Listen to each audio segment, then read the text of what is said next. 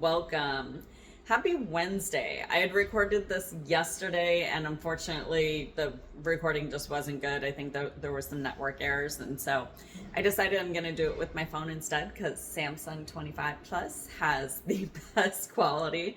That is actually, I did a whole comparison thing through ChatGPT, and Samsung does have the best quality when it comes to the camera at the moment. I'm waiting. The 26 is coming out the beginning of next year, and that is going to be fantastic. Um, yeah, so let's see. Over the weekend, I had stomach issues. I mentioned it in my stories. My stomach, I had bubble guts. It I cooked everything for myself. I don't remember eating out. I didn't eat out. I had to get a lot of things done, and I didn't get to make it to the socials. Uh, and so I cooked all my own things. So I shouldn't have been glutened. And a lot of times that will happen with gluten. I'll either not be able to go to the bathroom, or I go to the bathroom too much. So I think it's just my gut still healing from the gluten. If you didn't know, gluten in the US is horrible. It's chemically processed. It was put on steroids decades ago so that in case we ran out of food supply and, all this stuff. So even sprouted wheat, where they pull the wheat part off or the outside off, it still has traces of gluten. So people who have celiac or severe allergies to gluten still end up getting some sort of reaction to it. I used to eat Ezekiel bread, and I can't even do that because of what it doesn't work for me. Now, when you go overseas, people have reported that they go to Italy or Berlin or, these other countries, and it doesn't bother them. Why? Because they didn't do that to their wheat. They also don't, they have more regulatory rules out there. So what they have is cleaner, it's easier to process, it's not the same as what we have here. So your body is not meant to have meat, wheat, and dairy. So as a vegan, I've already gotten rid of meat and dairy. The wheat, I went gluten-free almost 20 years ago. I originally did fasting for Ramadan. I lived and worked with my best friend, and Persian, she did Ramadan. That was part of their religion. It was really funny because Anyway, following those rules, I was like, sure, I'm in. We live together, work together. I talk about food all the time. I make food all the time. I'll do it with you. Hardest thing, because you can't drink from sunrise to sundown. Luckily, it had to be October, because I remember October into November. And it was shorter days, right? Kind of like right now, shorter days. So it wasn't easy. The first couple days, they're just not easy. After that, I did the master cleanse. That's where you only get the cayenne lemon and grade B maple syrup. You only drink that, and then you do the smooth move at the end of the night. I then started doing my own. So I would do 5 days, and it evolved because I would do the master cleanse with it. So what I would do was, and still do from time to time, especially when my stomach is acting up, but I will do I do it every morning, hot lemon water, and then I'll do Suja or Evolution are two that I trust. I do want to look for a juicer on Amazon Prime, or not Prime, but Black Friday. So two with vegetable, and there's usually like apple or something in it, and then one with fruit. So you're getting that energy. So of course, do one in the morning with the vegetable, and then a fruit in the midday, and then another vegetable towards the evening. So, I mean, granted, I only got like 6 hours of sleep a night. Even back then, I would still do yoga. It evolved. After, 5 days every 6 months, it evolved. I was able to work out more and more each time. I had more and more energy, especially if I prepped beforehand and ate better, ate cleaner, didn't drink. It was a lot easier to do the cleanse, which you have less to process out, right? That the whole point of a cleanse is to detox your body from the crap that you have in it. Every time I would start eating again, I noticed that my body didn't want something, whether it was meat or always craved dairy. That doesn't mean that it did me well. I would eat dairy. I really noticed it with pork. Pork was probably the first thing. Every time I ate bacon, loved bacon.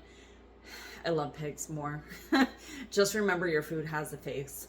Now that hits me. So, I noticed that when I ate bacon, I would get extremely tired. And I followed the Eat Right for Your blood type, which I'm O positive, and noticed that bacon was on it that would hinder my weight loss. So, and this is why we all eat healthier options, right? So I cut bacon out and really noticed a difference. After a while, I would go to In-N-Out and get the burger. That I don't know what they do now. Back in the day, they were like USDA, blah, blah, blah, which means nothing, to be honest. Like, go watch What the Health. And so I ate In-N-Out and both sides couldn't handle it. That happened 3 times. Done. Just done. No more. I realized that my body didn't want burgers. It wasn't that I was getting sick from In-N-Out. It's my body didn't want burgers. So I stopped eating burgers, red meat. We would go to steakhouses, Brazilian steakhouses for birthdays and whatnot. And I went straight to the salad bar. My body didn't want the meat. I didn't know why. I didn't know I was going vegan. I was going pescatarian because I still wanted seafood. And so with the seafood part, I grew up fishing, cutting their heads off, gutting them, filleting them, all those things. I can't even touch a fish anymore. It's a body. I think of my dog's body and me holding him and just like that wiggle, and no, everything has a face. I'm good. So I can't anymore. And there's so many other reasons. Like, if we talk about health, if we talk about environmental, there are movies, Seaspiracy, like, there are so many things that are like, ooh, shoot.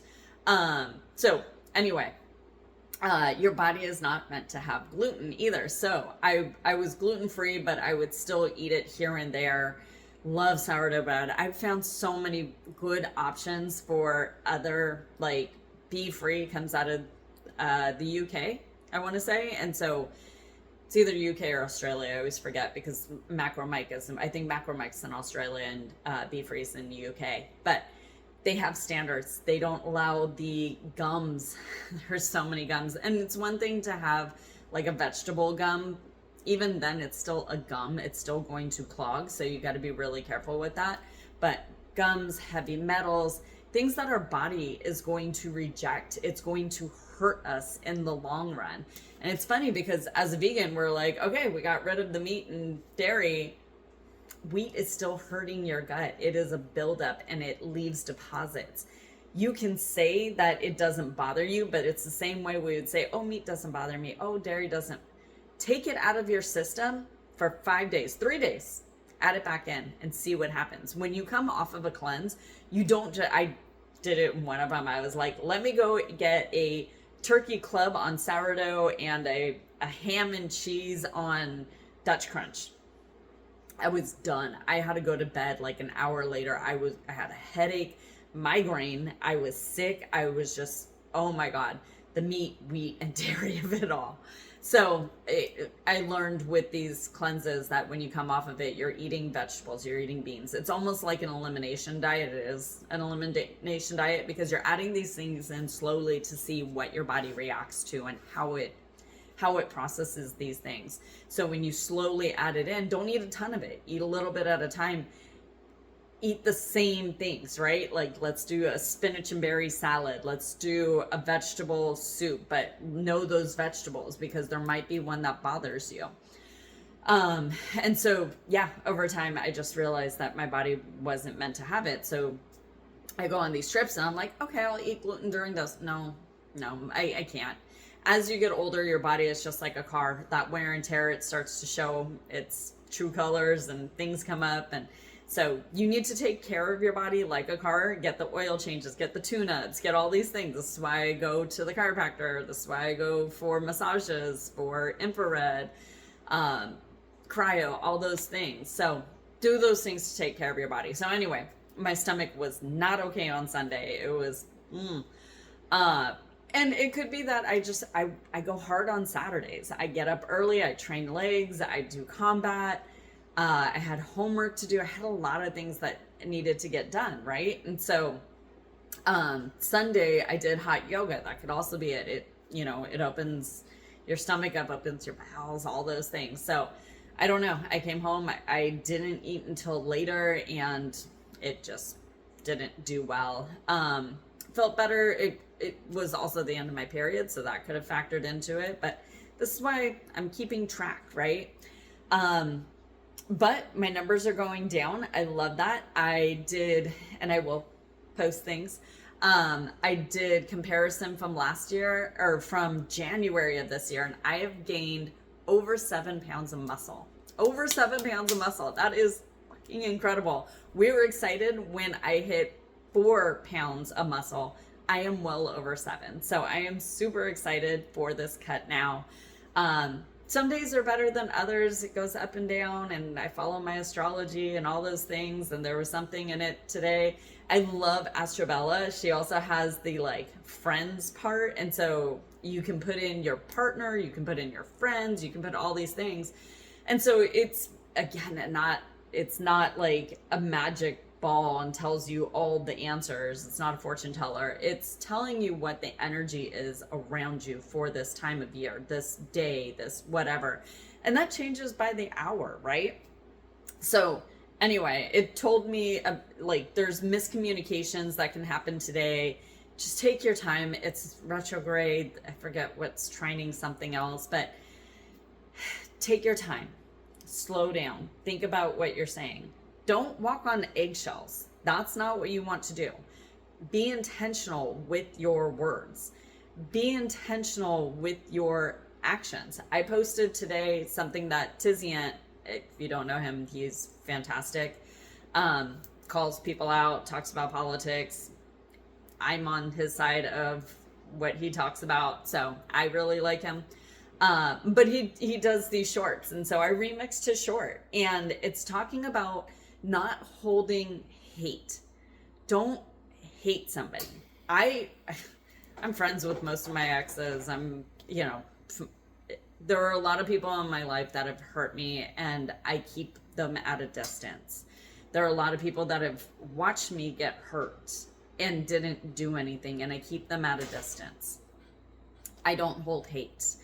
I might dislike, and that is when I hold them at a distance, because I don't need to hold hate in my heart, and I don't want to project hate out to others. I want to hold space for joy and love. I want to be happy and share that with you and other people. So I try not to hold hate. Somebody messaged me that their spouse, their mother had passed away, and they were having a hard time. And so I asked more about it, and I feel it. I was mad at my dad when he passed away. There was a lot of turmoil before he passed. I was mad on his part, the way he handled it. I was mad on my part, the way I handled it. When my fiance passed away, I was mad at him for dying. I was mad that I didn't do more at that time or before. Unfortunately, he had been doing coke, and there were signs. I had even questioned him, but I was so scared and so timid of the answer and knowing the truth that I didn't push. And I knew if I pushed, it would just cause a bigger blow up. So it wasn't something that I felt like it wasn't worth it, but maybe it would have been. I don't know. I was also drinking. He was also drinking. In that realm of time, not that day. I had stopped drinking. I don't know if he drank that day or not. I just know that he came in, gave me a kiss, went to the bathroom, and then I woke up to him snoring. And I am certified as a post 911 dispatcher. I've worked with law enforcement. My second round of schooling when I was younger was criminal justice, and then into 911 dispatch. So I've been post certified for that, as well as helping to save people's lives. So one thing I like to do is the back extension. I can post that here. I like to do the back extension. If you ever have something, a building falls, I always think of 9/11 or Oklahoma, or I think it was Missouri, where a hotel lobby collapsed. But those things, you can use your back to push off and push whatever's fallen off. So anyway, he was through the door. I tried so many things. I can't break the door down, and our bathroom was super tiny. I mean, it's as big as this box that you see me in. And so I tried unscrewing the door. I tried doing a bunch of things, and I could hear him snoring. I could start to see the blood, and it just, yeah. So, I called 911 and was like, I don't know what to do. And they're like, well, do you want us to send help? And I'm like, let me just try getting the door off. Let me try to do this, because if he hears or sees, you know, ambulances when he wakes up, he's going to just flip. He was ex-military and law enforcement and all these things. So I tried, and that's when I saw the blood, that I was like, oh shit, nope, calling them again. And at that point, the snoring had stopped. So I was mad at myself for not doing more, for not trusting my gut, for being worried that he'd be mad that, you know, I had to call in for help. And so that's something else that I will talk on this series, is just the hurt, the pain, it doesn't go away. It doesn't just go away. We work through this trauma. I had to forgive myself for not being able to save him then and before, right? I tried talking to him. I tried being there for him. And the PTSD, there are a lot of things that happened to him. His daughter had passed, and there's a lot that happened to him. I tried being there for him. I tried to get him to stop drinking. He was on board at certain times. He's like, okay, well, I'm only going to drink wine, or okay, I'm only going to drink this today. And I'm like, cool, I'm not drinking at all. So do what you do. And that seemed to spiral it. And he would drink. And I didn't realize that all the times he was going to the bathroom and locking the door, which he never locked the door before. Not that he went with it open, but I didn't realize that that was him doing coke and afraid I'd somehow walk in. But, you know, that's what happens when people are on drugs. So anyway, mixing in the trauma with my prep. But so a lot of times we don't realize that we're allergic to things, or things don't show up until later in life. And it's from traumas. It could have been from my dad, could have been from him, it could have been from, I had pregnancy a couple of years ago and lost triplets.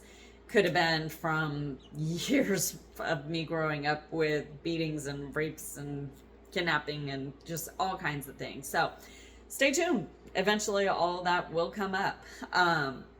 But I realized that I can't eat gluten. My aunt's the one who told me that. She was like, she has celiac, and the doctor told her that it can come later in life from trauma. It can trigger it. It's always dormant in your body, but it can trigger it.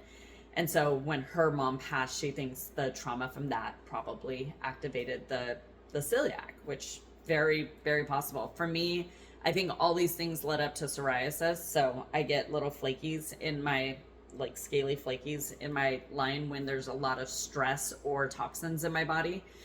Thankfully I haven't had it. When I had my surgery, because of the anesthesia, it built up. And so that's why I do tanning, will actually help it. And infrared. Both of those will also help with scars being healed. And so I put scar tape under the over the incisions, and